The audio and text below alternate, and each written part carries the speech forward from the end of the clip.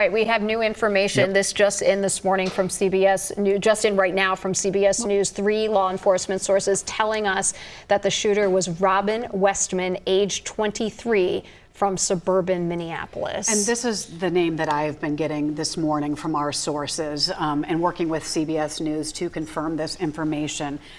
This is Robin Westman, as you mentioned.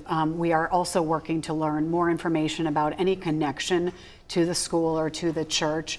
But we do know that law enforcement is checking out this person, where this person frequents their home, and we are learning more information about this suspected shooter beyond the name. And we, of course, will continue to follow information that we can share with folks. One of the things we did know is that they were looking at a vehicle nearby. Yeah. We knew that. They were looking at a vehicle nearby. So this would be the vehicle that they would be looking at nearby. So still a very, very active investigation. But Jen, you mentioned that they're still working on if there was any connection to the school. During that press conference with Police Chief O'Hara this morning, our Reg Chapman actually asked, you did ask, is this person a former student? Does this person have some sort of connection to the school? And the police chief at this point, this is about, what would you say, 2 hours ago, the police chief said, no, we don't know right now, but this is certainly something that they will be looking at and investigating. That's always part of an investigation, is why this location, why now?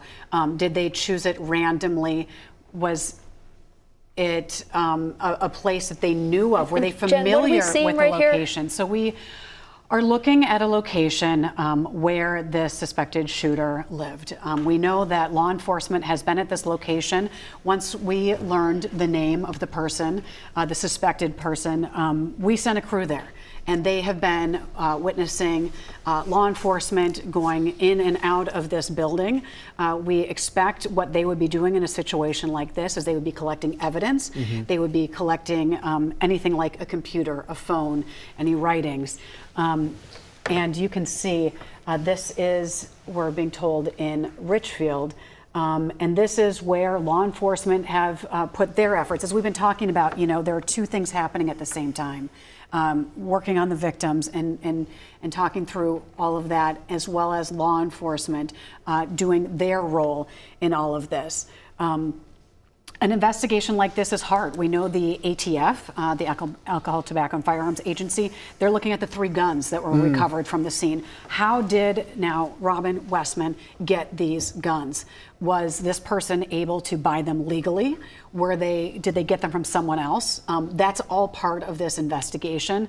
And right now, this is part of the collection of evidence that we are seeing unfold right now here today, as we now have a name of the person who police believe and who are investigating carried out this horrific attack. And when the chief spoke earlier, he was saying that he believed he acted alone, and he also added that he did not have an extensive known criminal history. So I'm sure they'll be looking further into that to see how any of these pieces connect. Reminder here, this apartment is in Richfield. We know that the church, that the school is right on that border of Richfield and South Minneapolis. So not clear.